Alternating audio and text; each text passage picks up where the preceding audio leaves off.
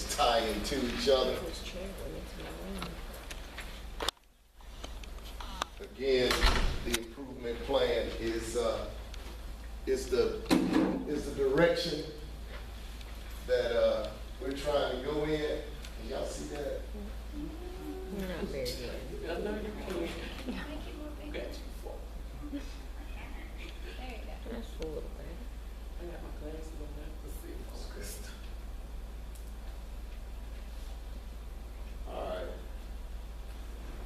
All right, instead of me reading it to y'all, we just gonna do just go around the room and read it. Of course, we know the goals, and then we'll talk about the strategies, who's responsible, the timeline, and then the artifacts and the evidence that we're going to have to achieve these goals. And I'll take internal processes, ensure a systematic process for school system continuous improvement planning. And here is where that's the standard that is coming from. I know I keep blocking y'all. See if I can do it from back here. So when I get back here, I take the glasses off. That's crazy. Of course, the actions and strategies is to develop a system planning procedure process manual that includes district feedback forms, timeline, SIP plans, review, and accountability. So when we do our internal SIP plan, of course, when I'm meeting with Dr. Hint and they're going over our SIP plan, which we developed it, y'all know we developed it over this summer, and it's in the process of just getting some updates and then being approved. Then you see who's responsible, lead instructional facilitator, IFs, and superintendent. So the lead instructional facilitator is Audra, and in here, you know, it's me. Then you see the timeline, then you see the artifacts, and then you see the evidence. So it's the district milestone targets.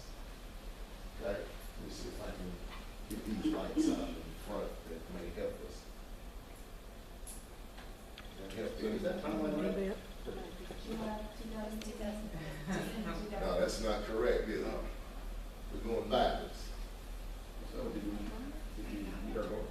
But it's the 18, But 19. there at the top, It says 18, 19. Yeah, it said 2015. They just didn't change the, Now, when I read, I'm like to get up because that one has filming up. I hope not. So I can't spread it from here. all right. Definitely. Train all staff in data team processes and school improvement processes in relation to all state and federal accountability measures. Then it tells you who's responsible, the timeline, we gotta update this, well, that's close. And then evidence is the strategic plan, and then of course, district milestone targets. So any questions on this, any questions or comments on this goal?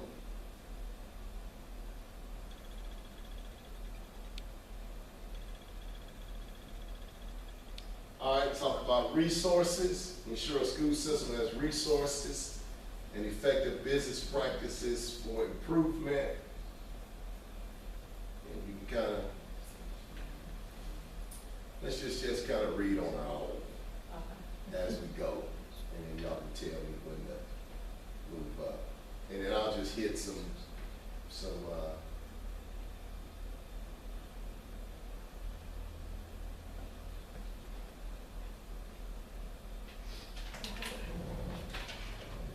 we do all these things like conduct technology audits, just to hit on some, implement district procedures for department resource requests. We do most of our requests through CSI. That's the financial software. And what happens when you do a PO and you request something, then the PO is made by Ms. Parker, and then eventually she sends it to me for approval. I go on CSI, which is the software, and then I approve those POs. And then implement controls required Affordable Care Act. So all that's the financial part of it. You know, we're good. Thank God we're good. Financially, we have a pretty good reserve. As you all know, because in the reserve, if we didn't have a pretty good one when all this furlough and stuff was going on, and the state was cutting back on the budget, then, you know, that's when you have to dip in your reserve in order not to do these furloughs, which, you know, everybody around us was being furloughed, and we didn't because we have a good reserve. Also the reserve, when you have the, you know, when December comes, you get paid the 1st, and then you get paid the 18th or whatever, you get those 2 checks, which for me, I wish they'd stop, but, you know, I don't know how beneficial that is for me, but that second one comes out of it comes out of your reserve funds. And then, of course, once it comes to the end of the month, then that money is put back. So that's how all that works. If you have any questions, just. Okay, manage effective facilities and an excellent bus fleet. You know, every year they rotate in so many new buses, and eventually they're trying to get to where all the buses have air conditioning. You know, they started that process several years ago, and because it's so hot, and you can see the new facilities. You know, of course, we're standing in one. And of course, the Ridge Road facility, and then Elder Middle School has some more improvements that's going to happen over there. For example, they're looking at putting you know, when the kids stand out and catch the bus, they're looking at putting an overhead awning out there, doing the air conditioning gym, building like bathrooms, you know, out back. Here they're looking at improving the baseball and softball field, building some restroom facilities out there, doing something to the tennis courts here, and then most of the improvements are going to go to Elder, because Elder now is the oldest school in the county. So they've got some facilities. But how the money goes, a lot of people don't understand. You can't build in advance. You have to have the money, build. Get the money, build. And a lot of times with the splosh, what happens, if you go ahead, like a lot of people want air in the gym, well, they can go ahead and put air in the gym, but then you won't get any money. When the time for the state to give you money, you won't get that money, because they'll say, well, y'all already got it. So it's all about logistics and working out the funds and making sure that you don't put it in so quick where the state doesn't give you what they're going to contribute to that project. So it's just, it's logistics, it's waiting on funding from the state.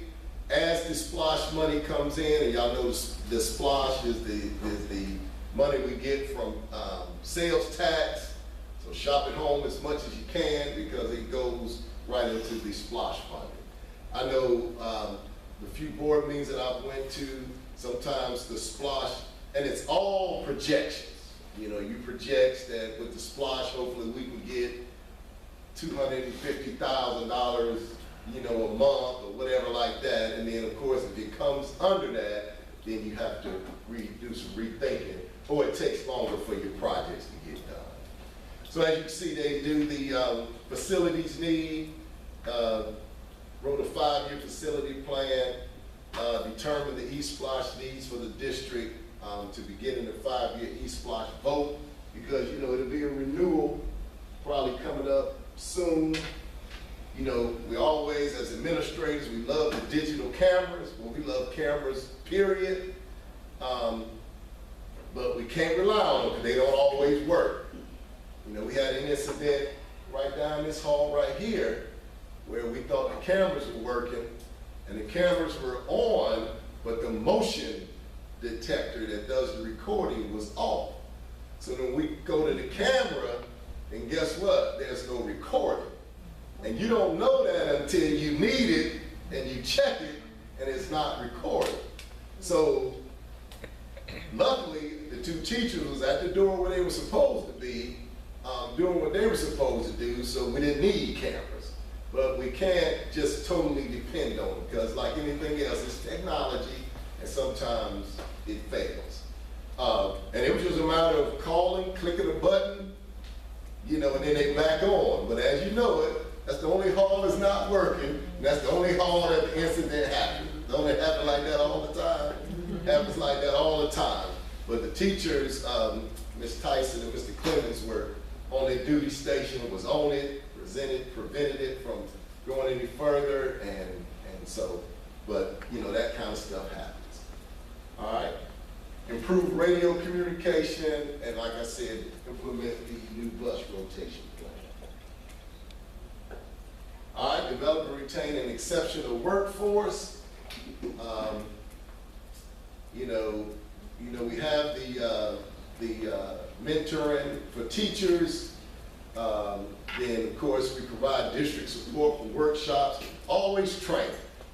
You know, in this business, if you stay in here a long time, sometimes if you don't go to new training, then you kind of get stuck in your thinking, and this profession kind of becomes stale because it's changing all the time, and y'all know that. So you have to take advantage of the training. You got to take advantage of the PLC workshops that we have and things of that.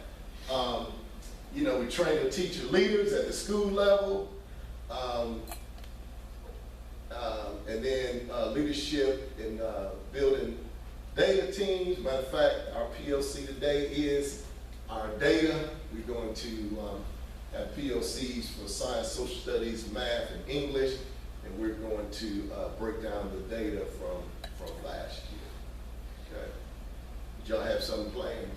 We didn't know. I know. I'm just telling you like right now. Real simple. We're just gonna. We were supposed to do it doing pre-planning. Remember, we were supposed to break down the data doing pre-planning, but it got pushed to the back. And what's happening? We're in week, almost at past progress times, and we still hadn't looked at the data. Is it just milestone data, or is it like the growth data? It's the milestone data that we, just like the charts and things we have up in there now. Remember we did it in the cafeteria last year and looked at it. We're going to do that. Okay. I need to check that because I think, do we have a drill today? Yes. It's doing second. And that's you guys. Okay. Teacher leaders, future administrative positions, or leading within the schools. That's something that Doc started several years ago to build a teacher leader or future leaders so that if positions come open, we have people that's trained where you can hire within.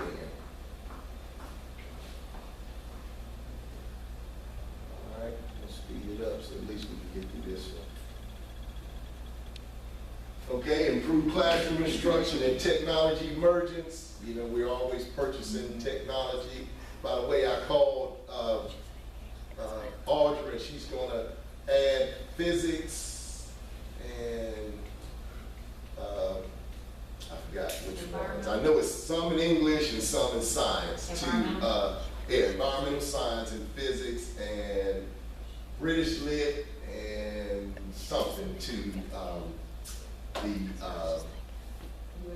US. It's already done for science. It's already in there? Yeah. Okay. Okay, because I called her Friday before I left a message. She said it wouldn't be a problem. So check English, and if anybody else needs it in there, you let me know. Yeah. Do you know off the top of your head a rough figure of how much it is to add a class in there?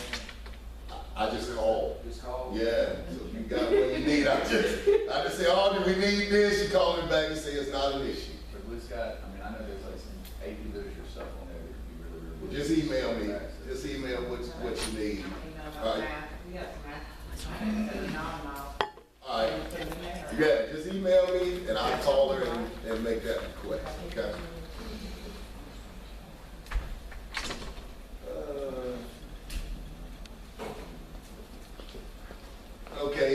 implementing a system approach to assessing and monitoring student academic progress. You know, what we do, you know, of course, feeds into that. How do we, you know, what do we do as a system or as a school to assess and monitor student academic progress? You know, so you see what we do feeds right into the district plan.